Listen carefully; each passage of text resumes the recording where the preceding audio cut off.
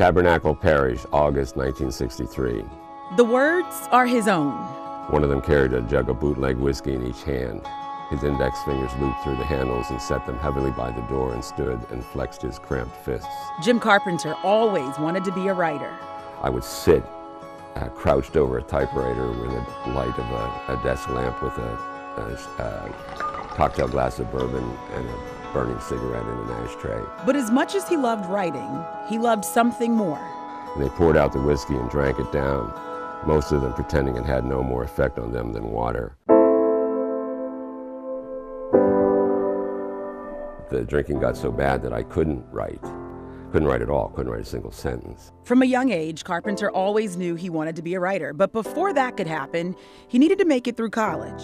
I was a short order cook, I was a dishwasher, I was a machinist, I was a truck driver. He did it all, the job he championed, drinking night and day. When I would drink, people would talk about me the next day. Right, and I craved that attention. The attention fed the addiction. I would steal to get for money for booze. I became violent for the first time in my life. I was a very unpleasant person. Until July 4th, 1975, after a wild night in Margate. I was in a car accident, I was in fights, I got hassled by police, and at some point I said, this has to stop. He stopped, but he struggled for an entire year to put the bottle down.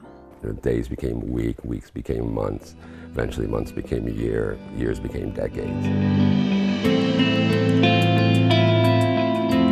4 decades later, he's been able to get back to his love of writing. In the depths of addiction, it seems like there's no hope.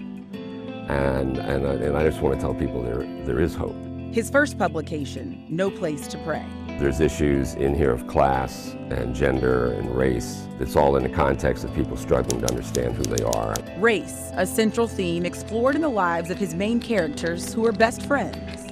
One is black and the other is white. Together, the two share a 20-year downward spiral into alcoholism and homelessness. So in kind of inviting the question, can people of different races, different backgrounds be best friends? I think they can. Carpenter says it's a concept that never played out in his own life. I really didn't see that when I was younger, so I think we're making progress, and I'm hopeful that can continue.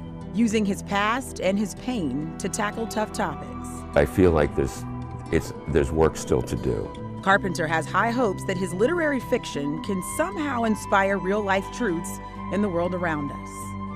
A lot of help from friends, a lot of support from family, and a belief that there is a better world, that we have a debt to those around us. To paint a picture, less black and white, but a more colorful tale we can all relate to and learn from.